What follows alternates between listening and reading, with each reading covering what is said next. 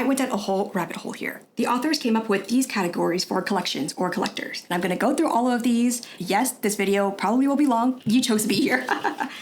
Hi, welcome back. Sarah here. My pronouns are she, her, and today I want to talk about my collection of tarot, oracle, cards, basically my entire divination collection. Also, here is a cool book about collections I found. Imogen of Sapling Tarot came up with these prompts, or well, adapted them from the makeup side of YouTube. I think Hot Mess Tom came up with these prompts about their makeup collection. I know some people might be tired of or just not interested in talking about decks, these physical items. They just want to hear about tarot practice.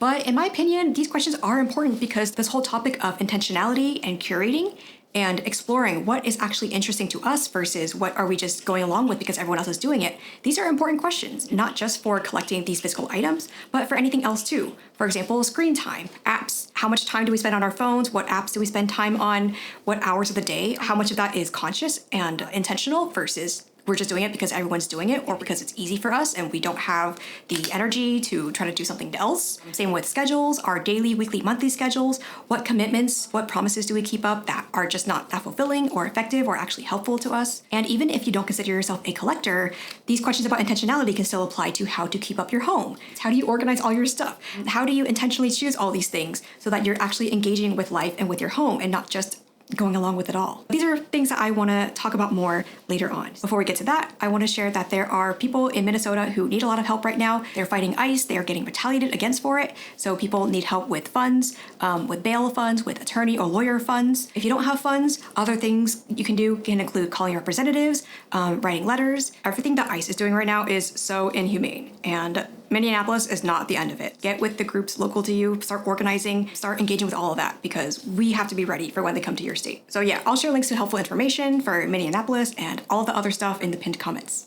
All right, first, how long have you been collecting decks? I discovered tarot and bought my first deck in August 2020. It was the Way of the Panda Tarot mini version. This one right here, little baby panda deck. From there, I discovered Kimberly Tan's YouTube channel, the creator's YouTube channel, and then I discovered Katie Flowers and other people on TarotTube. From there, I just got more and more interested in the whole system of tarot. The fact that there are so many different tarot decks, there are modern ones, there are old school ones, animals and plants and all these different themes. Oh my gosh, tarot was such a new world that was so exciting to explore. I have been hesitant to call myself a collector or consider what I do collecting, but neutrally speaking, I am collecting. I'm collecting with intention too. I think some people consider collectors as like hoarders. I actually looked up the difference because I was curious too what the difference is between hoarding versus collecting. Collecting is amassing with intention, and you're still curating and assessing even as you're amassing.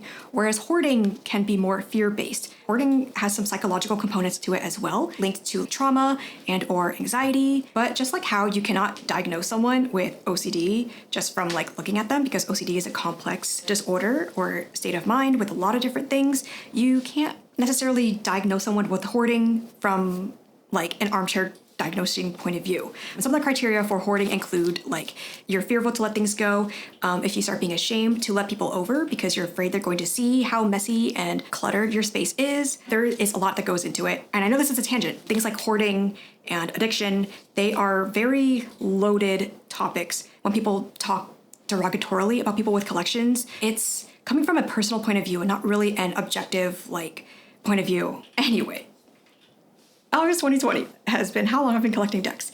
What kind of collection do you have? I went down a whole rabbit hole here. I was trying to find an article or a commonly agreed upon list of categories of different types of collections or different types of collectors. What I did find was this book called Collected, Living with the Things You Love by Fritz Karch and Rebecca Robertson. I don't know if this is currently in print. I found it from a secondhand bookstore on eBay. The comment that I saw on Storygraph as I was looking up this book and what it was about was that it was a great coffee table type of book. So it's got these full page, beautiful pictures of all these different types of collections. It is such a treat to look at. The authors came up with these categories for collections or collectors. And I'm going to go through all of these. Yes, this video probably will be long, but you see the timestamps, you see the length of the video, you chose to be here. All right, the Modest-ist embodies the credo of you don't need money to build a collection. You find pleasure and whimsy in the hunting and handcrafting of throwaway items, often treating collectibles as fodder for DIY projects. We have old clothes and leftover scraps from sewing projects repurposed into stuffed animals, aluminum beer cans into garlands, clothespins, tea bags. Look at all these bottle caps.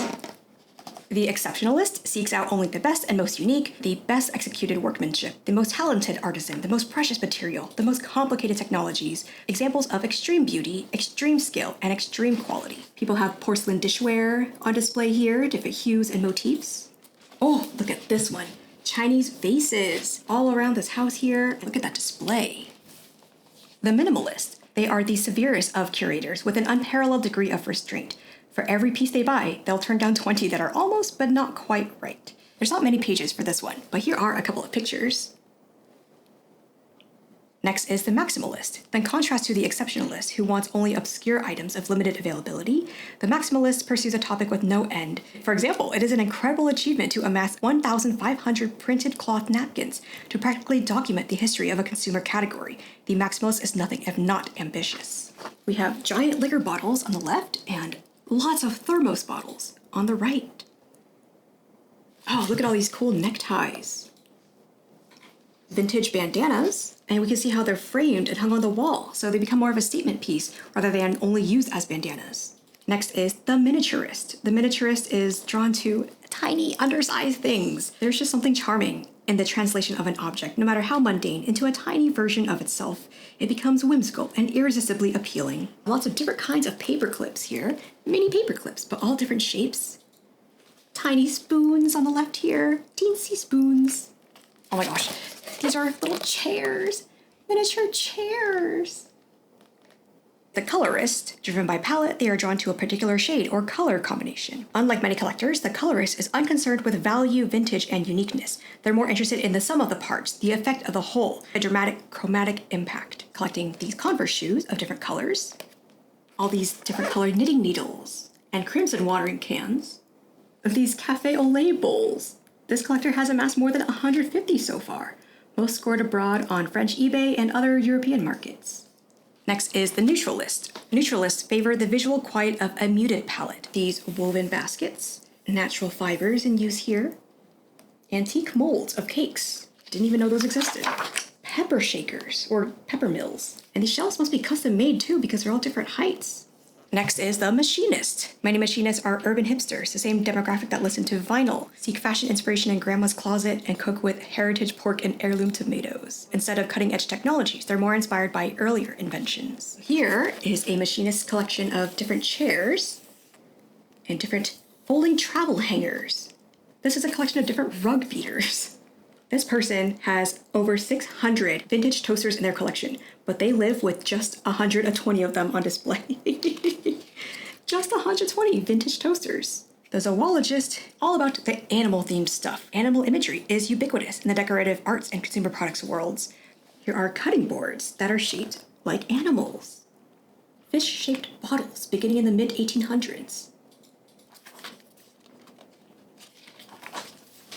The Containerist. The Containerist loves vessels of all sorts. They love repurposing objects, whether for storage or accessorizing. This collector embraces the ethos of an earlier era where nothing was wasted. Giving pretty packaging a new purpose makes the Containerist feel whole. On the left, we have sweet tins designed by British biscuit maker Huntley & Palmers.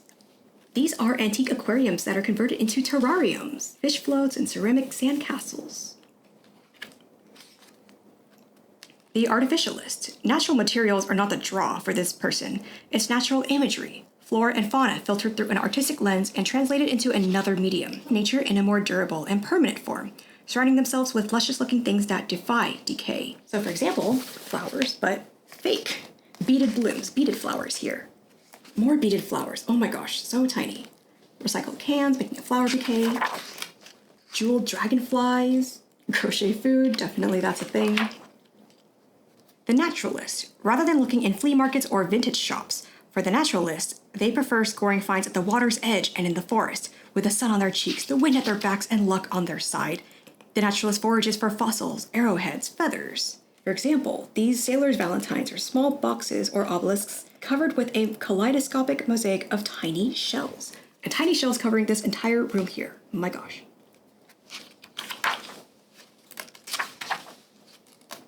Oh, my hand is getting tired. This book is heavy. Okay, almost done. The Seasonalist, instead of collecting 24/7, concentrates their efforts on a single occasion, be it a holiday, a time of year, or a sporting event. Bonsai trees. These tam o' shanters. Scottish hats. cardboard gingerbread houses that are laid on these shelves looking like a tree. The Pragmatist. It's not how they collect, but what they collect. Objects that have a purposeful function. Old school graduated cylinders and beakers. Baking and muffin pans, baking molds. Oh my gosh, these wood palettes for art.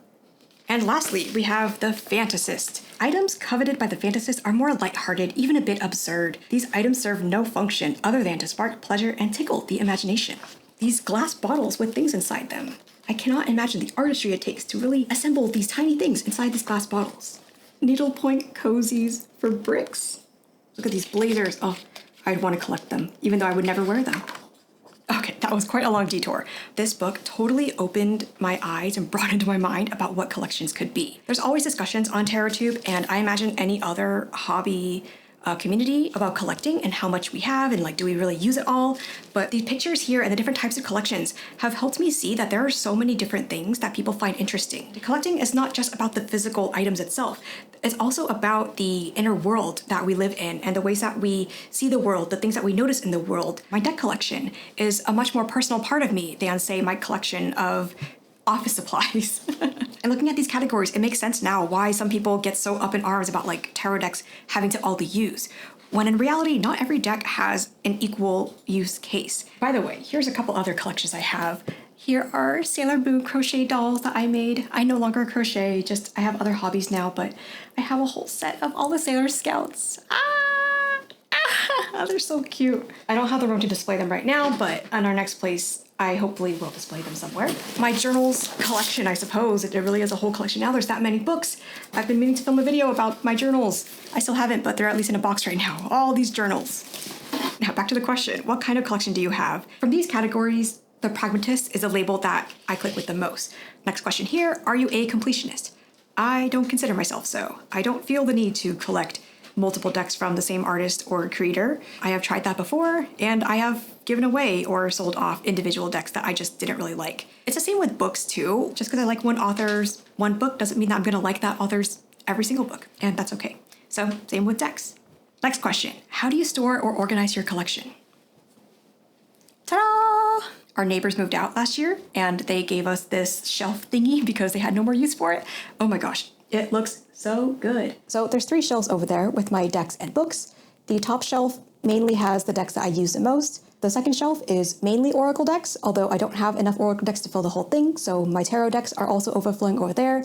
The third shelf down there is all of the books. I also take out the decks from the big boxes because those big boxes are just too much to deal with. So the big boxes are like shoved in the back, hidden away. The big guidebooks are also down there on that shelf next to the other tarot books. And I use spice racks. I think people can also use nail polish racks to get the decks that are different levels like so. The next questions, 5 and 6, the favorite and least favorite things about your collection. My favorite thing about my collection is all of the variety to introduce to people. I pride myself on having a very interesting, colorful, varied deck collection. So I've got decks that have collage work like this. I've got decks that are more hand-drawn and look more esoteric like this. Decks that are more for collectors' reasons, like Mom Tarot from Vietnam, Vietnamese food here. Other decks that are very cultural, the Southeast Asian Myths and Stories Tarot. I got the cute illustrated decks like the Way of the Panda Tarot. I guess mystical looking ones as well. This is Age of Aquarius here. Yeah, very mystical looking. Beginner friendly decks, such as the Mystical Cats Tarot. This one's very beginner friendly, very approachable. Oh yeah, I also love that there are decks from people's like personal experiences. For example, the Magic Pantry Tarot, and again, this other food tarot, the Mom Tarot. Creators like use their knowledge of different foods to correspond to different tarot cards. That is so freaking cool. So these decks feel so personal. All of that history and experience is infused into each deck for me. So it's really cool to share not only the physical thing, but also the creator's experiences and history. My least favorite thing about my collection is that I don't have more in-person tarot friends to share my collection with. I want to study and engage with more decks in person with people. It is hard to stay focused doing this kind of stuff by myself all the time. Even if I'm doing this deck study online, it's just a different vibe from being in person. I could practice different reading techniques or practice different spreads with people in person. It would be easier to parse through them in voice and or in person in real time instead of just reading through text. Because reading through paragraphs of text of how to tarot, the technique, the theory, it can be a lot. I'm recently getting more into Marseille because a couple of my online tarot friends are getting into Marseille. So I bought the Pipspeak Tarot. So if I were to try a 9-box spread, or maybe a Celtic cross with Marseille. I'd love to do that alongside people in person, and I can actually see their fingers as they are pointing like to which things that they see and how they notice these things. I just cannot get that same experience from someone online.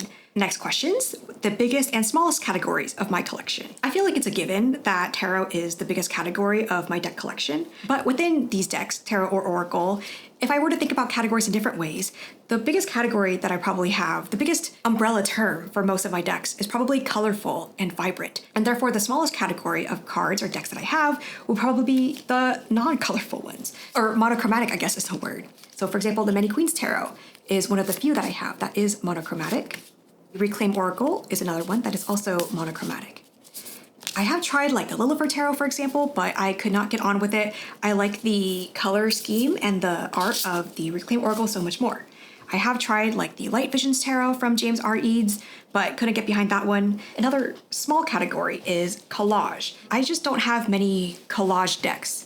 Like the Muse Tarot here is collage, and then I also have the Black Queer Tarot, which I just bought, and I gravitate towards those decks the least. I know that other people who are into collage, they can actually see the differences. For me, I cannot see the differences. Mini decks is another growing category, actually. Mini or like irregularly shaped decks. So I've been getting a little bit tired of these standard tarot card sizes. So not only do I have the Way of the Panda Tarot Mini, I also just bought the Gentle Tarot Mini. My friend said that it is a really great deck for practicing the Celtic Cross with, and yeah, she is so right. I have practiced this Celtic Cross so many times already, like at least 5 times. The art is clear to read even on these smaller cards. The borders of the cards signifying their suits makes it easier to see the amount of suits in the Celtic Cross at a glance. Another irregularly shaped deck is this Uncertain Oracle by Cedar McLeod, who created the Numinous Tarot and the Magic Pantry Tarot.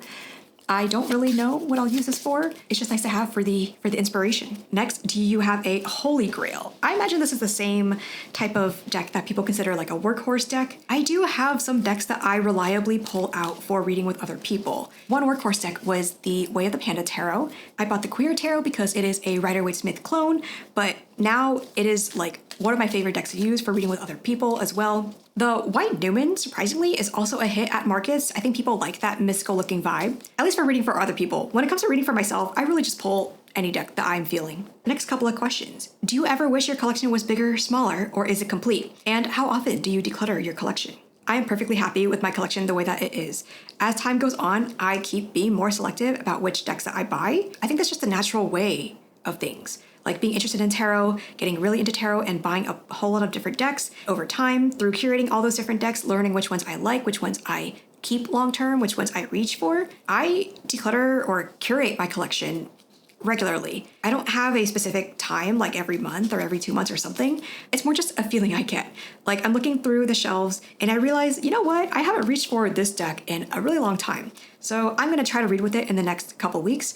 Or yeah, you know what? I have not used it in a while. I do not plan to read with it. If I were to pull it off the shelf and try to do a reading with it now, I would hate it. So that's a sign that the deck can just go into the outgoing box. I'm really happy to give away my decks. I think that's something else too about collecting. I don't just collect to have for myself. I also collect because I love finding the perfect gift to give someone else later on. A couple years back, Honey Lou Wilson was selling a lot of mass market decks, a whole bunch, like I think 10 or 15 of them. And I bought that entire set knowing that I was going to give most or all of them away to other people anyway. The only deck that I've kept from there was the Gaian Tarot, which is still on my shelf, but so many other decks were just given to other friends or just posted in the Sasquatches server, my favorite server, to give away to other people. It's another way that I really like engaging with tarot, collecting them to try out for a bit and then eventually finding someone else to give it to.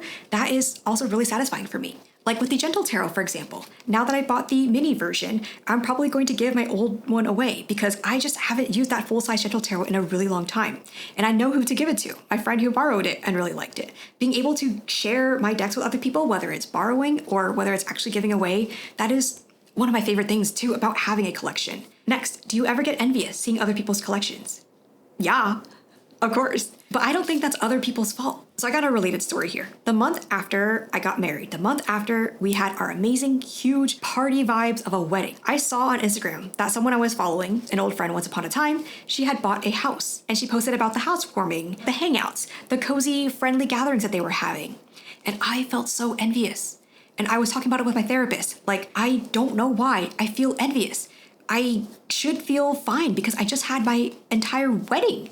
My wedding was like a dream come true. People would have envied my wedding. I would have envied my own wedding. So why am I feeling envy seeing my friend buy a home? And through exploring this with my therapist, I realized that it's not specifically the house, it's more the feeling of pride and wanting to share with other people that I envied. It's more the feeling of it, the feeling of pride, doing what you want, getting what you want, working towards what you want, and getting what you want. So same with these deck collections. It wasn't just envying that someone had like 100 decks. It was envying that someone had so much different tastes and what I considered like an artistic or elevated taste, that they can enjoy so many different decks. It's kind of like people who are film lovers, or people who like going to art museums or history museums, or who like watching documentaries. I have never been someone who seeks those things out. I find documentaries so boring, which is funny because I literally work on documentaries as my full-time job, but I'm just not interested in those kinds of things. I do envy someone who can go to an art museum and be engaged with all the art there and not feel bored. So I wonder if that's what some other people are envying out there on YouTube as well. Like, it's not just envying that someone has a big collection, it's more envying the pride, the joy, time that someone has put into curating their collection, the space that they have, people who seem so knowledgeable that they could understand all of these different decks. Like, not only does someone have 100, 200 decks, but they know tarot well enough to read that. Like, I don't feel like at that level either. You know, there's a lot of decks that I don't understand out there. But envy isn't a bad feeling, just like regret, just like sadness. It just tells us something. And now that I've been using this channel, my videos, to explore these feelings and to keep practicing the public speaking about tarot, I don't have the capacity for envy when I'm busy brainstorming what next video I want to do. I guess that's another point of envy too. Like, people who can keep up with filming and producing videos on a regular basis, man, I envy that. But also, that's just not the way that my brain works, and that is okay. I love my collection. I hope that you, whoever you are proud of your own collection at whatever state it's in. And I hope that other people's collections and their motivations can serve as inspiration for you rather than to feel bad about yourself. People are just trying to share what makes them happy. And we can just unsubscribe and block videos using browser extensions to block the videos that are just not helpful for us. You know, let them be happy. We'll focus on what makes us happy. Next question, who on YouTube has the best collection video? None that I can think of right now, but a format that I propose. A collection video where it's not about showing every deck individually, but more about an overview of your entire collection. More explaining like the broad categories. This is my collection of beginner-friendly decks. This is my collection of queer people decks. I think people have done collection videos like that where it's by category, but again, instead of going through deck by deck individually, just seeing it from a broad picture helps me get a more holistic view of the entire collection. And the last question here in this super long video is advice for future or new deck collectors. Highly recommend that you buy your decks ethically. Buy secondhand or buy from a small business if you can. Amazon pushes publishers and bookstores and everybody else out of business by making their prices so low, by exploiting their workers. Try to buy from actual publishers or actual bookstores, from small businesses, whether it's the artists themselves or the small businesses out here that stock tarot decks. For example, A Refill in Time is here on TarotTube, and she stocks a lot of indie tarot and oracle decks. TarotArts.com. They have a physical retail shop in Pasadena, LA in the past couple years now. Your money going to these shops goes to people who really truly do care about tarot, compared to just Amazon or some other like big box store, Target too. Like, those people do not give a crap about tarot. Imogen of Toppling Tarot also just made another great video about this as well, talking about like tarot trends to leave behind, I think. Consider that instead of buying 5 kind of mediocre or okay decks, see if you can save up to buy 1 really good deck. Buying secondhand as well, because there's always people who are selling or giving away their used decks. Another thing to consider, besides the physical items that we're collecting, what about the knowledge and the experiences, the connections that we're collecting as well? For me, each deck is special not only because of the physical tarot deck, but also because I know what the creator went through when they were making this deck. I know their website, I know their background, their history, or if I know nothing about the creator, I know what that deck means to me personally, why I chose each deck, and why I still have it in my collection compared to all these other decks that have gone out the door. Experiences using the deck with other people or in different situations. These experiences also add to my abstract idea of a tarot collection. Knowledge, for example, books, but it could also just be knowledge that we collected through free resources online, like TarotTube and anywhere else on the internet. Different spreads or reading techniques that people have shared. All these resources, this knowledge, all this connection, these experiences with the tarot, that really is all part of my tarot collection in my mind, beyond just these physical items. Another tip is to appreciate someone else's thing without having it yourself. Treat other people's videos or collections like a museum. or maybe a library if you're close enough and you want to borrow that thing from them as well. For example, with out-of-print decks, I know some people will say like, oh no, I'm so sorry, you can't have this deck, so I may not be able to show it on camera because it's out of print. But if a deck is out of print, that means I will never be able to buy it for myself. So I would actually love to hear what you think of this deck that is out of print, hear how you engage with it. Because for me, the important thing is not the physical deck itself, but more this person's thoughts and experiences and ideas with this deck. You can still enjoy learning about the energy, the intentions, specific cards in the deck. They might jump out to you and inspire something different in you that you can carry on to the rest of your tarot practice. Like a museum, for example. These things, these objects in the museum are no longer in production. These techniques are no longer used, but it's cool that we have curators and informational plaques in the museum who can tell us about the history of these things. You can engage with these things at a museum or in someone else's collection through these other people. You don't need the physical item to take the knowledge with you. The last tip I have for collectors here is someone who doesn't like you based on your collection video or just the fact that you have a collection probably isn't interested in getting to know you deeper, and that is okay. And vice versa as well. The tarot community is not a monolith. There's going to be channels that you enjoy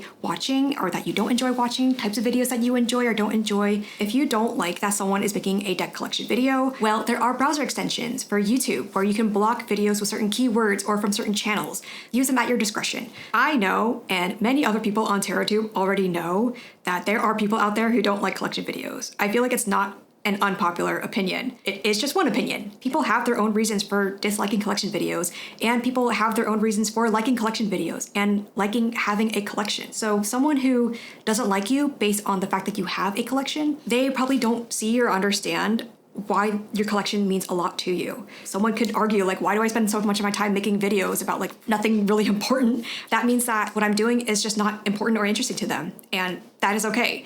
I don't really have to explain myself. I know that I'm interested in my own tarot decks and I'm interested in my own videos. So someone who is not interested in hearing the what's, whys, and hows of your collection and what you find interesting probably is not interested in hearing your thought process or about your experiences. So that's okay. There are plenty of other people who do like engaging with you in the ways that you like. I really hope that other deck collectors and other collectors of any sort can keep that in mind, not only to not take every comment or opinion personally, but also to discern for yourself as well when you are giving your attention to things that are just not making you happy and not fulfilling you and not making you feel motivated. So that is the entire video. My camera died while I was filming. That's the first time this has happened. Wow. I'll put the name of this book and these collector labels in the description, and I'm curious which one you might click with some more. Also, again, pinned comment will have some links to Minimalist and other things. I hope that you engage with and build the communities that you want to see and be a part of. And with that, that's all I got for today. Thanks for watching. Bye!